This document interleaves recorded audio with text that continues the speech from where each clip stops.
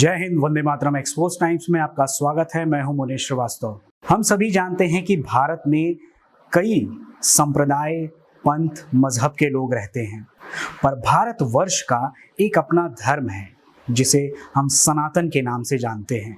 वही सनातन संस्कृति जो हजारों साल से चली आ रही है, जो वसुधैव कुटुंबकम की बात करती है, जो सर्वे भवन्तु सुखिनः की बात करती है। लेकिन दुनिया को मानवता का पाठ पढ़ाने वाली हमारी भारतीय संस्कृति करीब 1000 साल से आतताइयों और आतंकवादियों का कुठाराघात सहती रही है। और एक समय ऐसा भी आया जब हमसे हमारी संस्कृति को छीनने का प्रयास हुआ, और वो प्रयास काफी हद तक सफल भी रहा, जिसका परिणाम ये हुआ कि हम अपने धर्म, संस्कृति और परंपराओं से दूर होते चले गए। हम अपनी संस्कृति पे गर्व करना भूल गए। हम सनातन संस्कृति की वैज्ञानिकता, सत्य और कर्तव्य को भूल गए। रोजी रोटी में ऐसे फंसे कि राष्ट्र धर्म भूल गए। लेकिन इतिहास में ऐसा क्या हुआ, क्यों हुआ, इसका उत्तर पिछले कुछ वर्षों में धीरे धीरे हमारे सामने आने लगा है। ऐसे कई व्यक्तित्व हैं जो भारतीय सनातन संस्कृति के उत्थान में जुटे हुए हैं। आज हम आपको एक ऐसे ही व्यक्तित्व से मिलवाने जा रहे हैं जो राष्ट्रवादी विचारक हैं, देश के सामने उस सत्य को लाने में जुटे हुए हैं जो कहीं ना कहीं हमसे दूर होता चला गया है, या यूं कहें एक सोची समझी साजिश के तहत हमसे दूर कर दिया गया है। हम बात कर रहे हैं पुष्पेंद्र कुलश्रेष्ठ की, जिन्होंने एक्सपोज टाइम्स के साथ एक खास बातचीत की। पुष्पेंद्र जी के इस साक्षात्कार को हम कई भागों में आपके सामने प्रस्तुत करेंगे, तो बने रहिए आप अपने एक्सपोज टाइम्स के साथ। हमारे चैनल को सब्सक्राइब कीजिए। अगर आपको हमारा ये प्रयास पसंद आए तो ज़्यादा से ज़्यादा लोगों तक पहुंचाइए।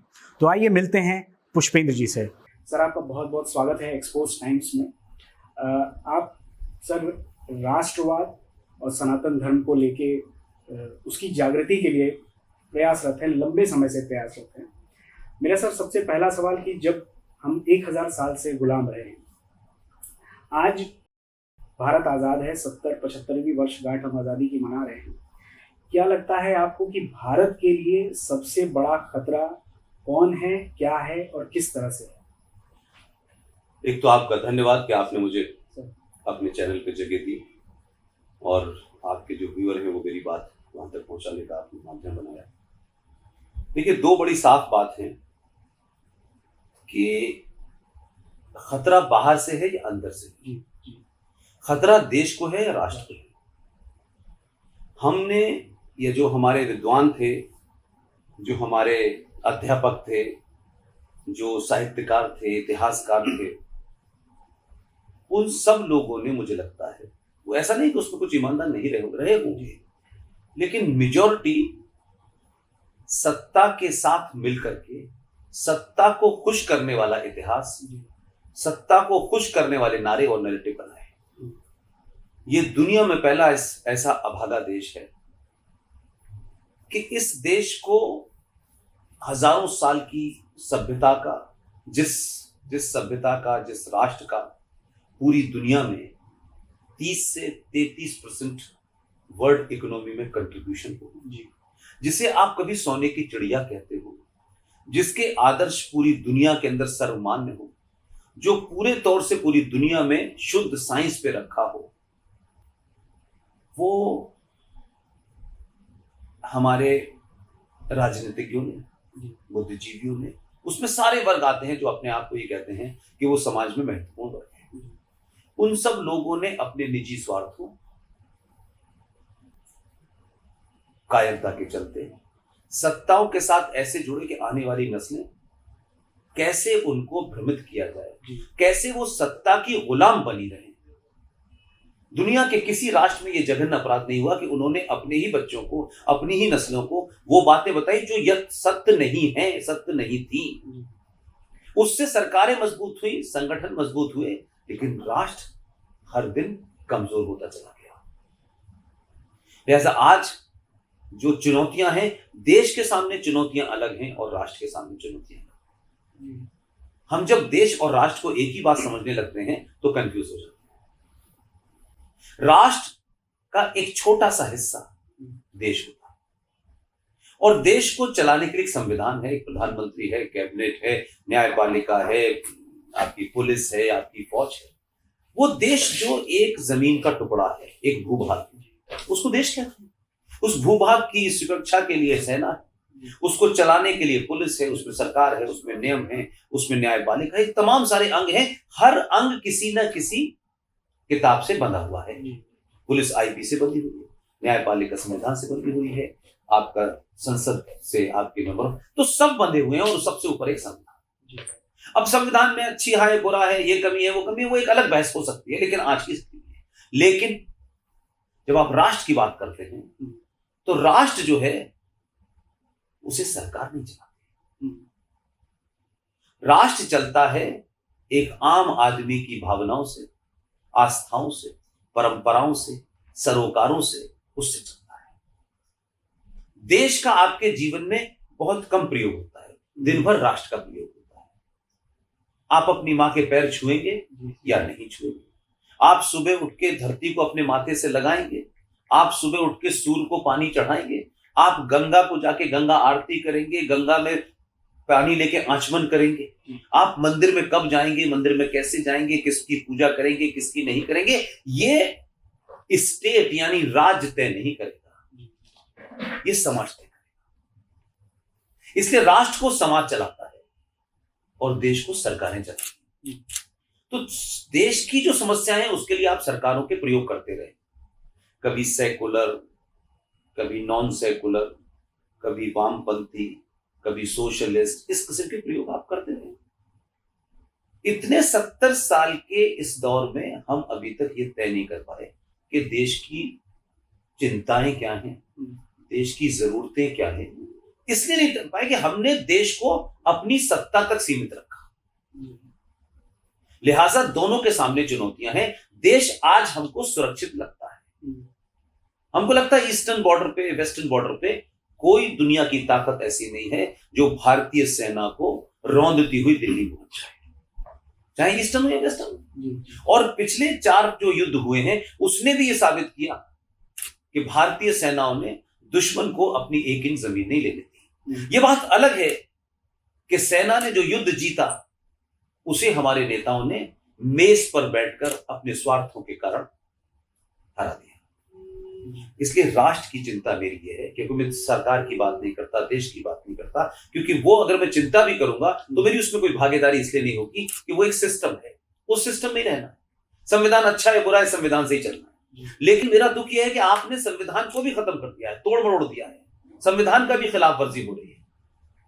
इस देश में पुलिस का जो एविडेंस लॉ है वो 1861 चल रहा है, पुलिस 1860 के कानून से चल रही है। तो इसको भी थोड़े देर के लिए छोड़ दें और हम कटलाइन 1947 ले लें। 1947 के बाद भी भारत के संविधान की चौराहे चौराहे धज्जियां उड़ाई जा रही, खुलेआम उड़ाई जा रही है। और जो समाज कायर, डरपोक और लालची होता है वो सत्ता जब कुछ भी करती है तो उससे बोलने की उसकी हिम्मत नहीं होता। हो रहा, हमें क्या लेना देना। इसलिए इस देश में जो आपके दौर की चीजें हैं, जो मेरे और आपके दौर की चीजें हैं, वो शायद आप बेहतर समझ सकते हैं। इसलिए इस देश का संकट, इस राष्ट्र का संकट ये है कि इस देश ने इस राष्ट्र के खिलाफ ऐसे कानून पास कर दिए जिसमें प्लेसेस ऑफ वर्शिप एक्ट 1991, 93 में बिना किसी को बताए, बिना किसी के बेसिस के, बिना किसी डेफिनेशन के यकायक एक ऑर्डर आ गया कि इस देश में 5 पंथ अल्पसंख्यक हैं और तत्काल उसको कानून बना करके आपने पास कर दिया और उसके बाद नेशनल कमीशन फॉर माइनॉरिटीज बन गया। और फिर उससे आगे बढ़े 93 से तो 95 आ गया। तो आपने 1921 और 22 का जो वक्फ बोर्ड कानून था उसे 1956 में नेहरू जी ने अमेंडमेंट किया और 95 में नरसिम्हा राव ने किया। और उसमें क्या अमेंडमेंट किया ये देश को नहीं बताया। और उसके बाद फिर आप आगे चले जाएं तो आपको पता चलेगा कि 2005 में बिना किसी संवैधानिक बातचीत के यकायक अगर कुछ नेताओं को अपने वोट बैंक बढ़ाने के लिए, इसलिए मैंने कहा कि वो देश का सौदा के साथ साथ उन्होंने राष्ट्र का सौदा कर दिया।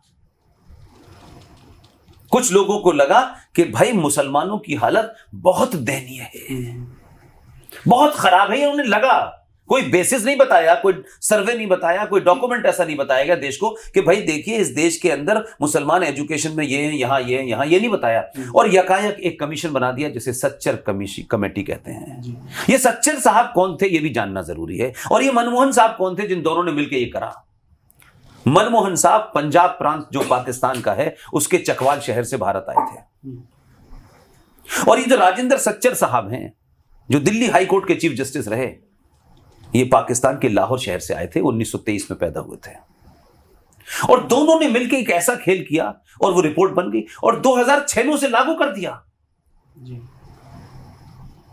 और उसका आज की डेट में 2021 में 5,500 करोड़ बजट है जो मुसलमानों की अपलिफ्टमेंट के लिए है।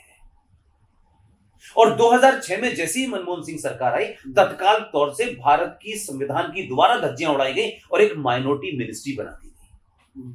और कहते हैं देश सेकुलर है, संविधान की निगाह में सब बराबर है। तो संविधान का आर्टिकल 14 जो ये कहता है कि देश का हर नागरिक संविधान के सामने बराबर है, उसे बराबर के अधिकार मिले हैं, लेकिन सरकारों ने धीरे धीरे उसकी धज्जियां उड़ाई। आर्टिकल 30 लाए, 25 से 30 लाए और फिर उसके बाद में आपने जो काम संविधान के माध्यम से नहीं कर सकते थे, आपने ऑर्डिनेंस जारी करके लाके पास खड़ा कर दिया। ये चुनौतियां वो हैं जिससे राष्ट्र समाप्त हो रहा है जी। देश नहीं समाप्त हो रहा, सरकारें चलती रहेंगी, आती रहेंगी। ये ऐसा नहीं कि देश कुछ हो जाएगा, ये सरकार आएगी, रिपीट होगी, नहीं रिपीट होगी, ये तो चलता रहेगा। इस देश में तो सरकारें ऐसी भी चली कि जिस आदमी के पास 40 MP थे वो प्रधानमंत्री बन गया। ये पता नहीं चला रातों रात ये देवी गौड़ा कहां से पैदा हो गए, आई के गुजराल कहां से पैदा हो गए। जरा उस दौर को सोचे कि ये प्रधानमंत्री बने कैसे, कौन लोग थे, कहां से आए थे, लेकिन हो गए इस देश में। तो ये चुनौतियां हैं जो मैं समझता हूं कि देश के नागरिकों को समझनी चाहिए, क्योंकि राजनीतिक लोगों को इससे नफा नुकसान होने वाला उनको नहीं है, वो उनकी सत्ता चलती रहेगी। आम आदमी का जीवन, उसकी जमीन, उसकी जायदाद, उसका खेत, उसके अधिकारों का सौदा इस देश की संसद ने कर दिया है। वो मेरी चिंता का विषय है। मनीष भाई बहुत बहुत धन्यवाद। और हम आशा करते हैं और उम्मीद करते हैं, ये पूरी उम्मीद करते हैं कि इसी जोश और खरोश के साथ आप पूरे देश को जागृत करते रहें। नहीं, बिल्कुल होगा मनीष भाई, आप अच्छा काम कर रहे हैं, आप और ये करते रहें। और मैं किसी एजेंडे के लिए ये नहीं कर रहा हूँ, मैं अपने आने वाली जनरेशन से गाली नहीं खाना चाहता। आपने अपना एक बहुमूल्य समय हमें दिया, इसके लिए आपका तहे दिल से शुक्रिया। तो मिलते हैं अगले एपिसोड में, तब तक के लिए धन्यवाद, नमस्कार, जय हिंद।